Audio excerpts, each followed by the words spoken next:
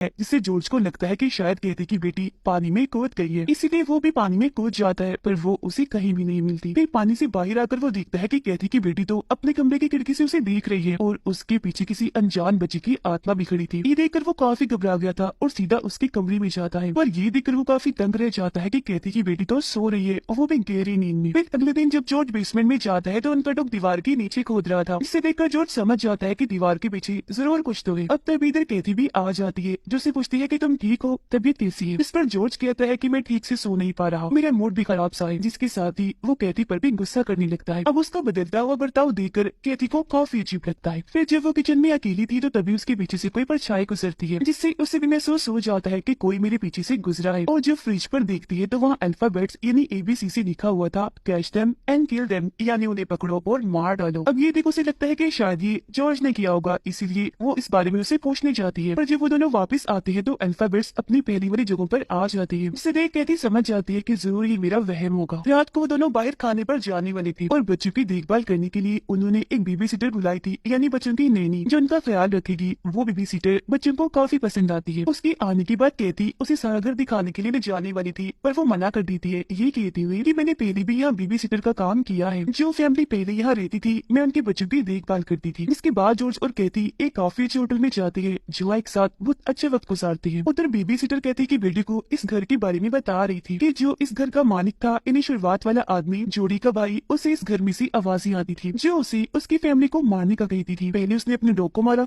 जिसके बाद अपनी पूरी फैमिली को मार दिया, क्योंकि उसका मानना था कि वो सब शैतान है। ये बात बताने के बाद वो कैथी की बेटी के कमरे में जाती है और उन्हें बताती है कि ये कमरा जोड़ी नाम की एक बच्ची का था, जिसे उसके भाई शुरुआत वाले आदमी ने मार दिया, जहाँ बाद में फिर उसकी लाश अलमारी में से मिली थी। अब कैथी की बेटी उसे कहती है कि जोड़ी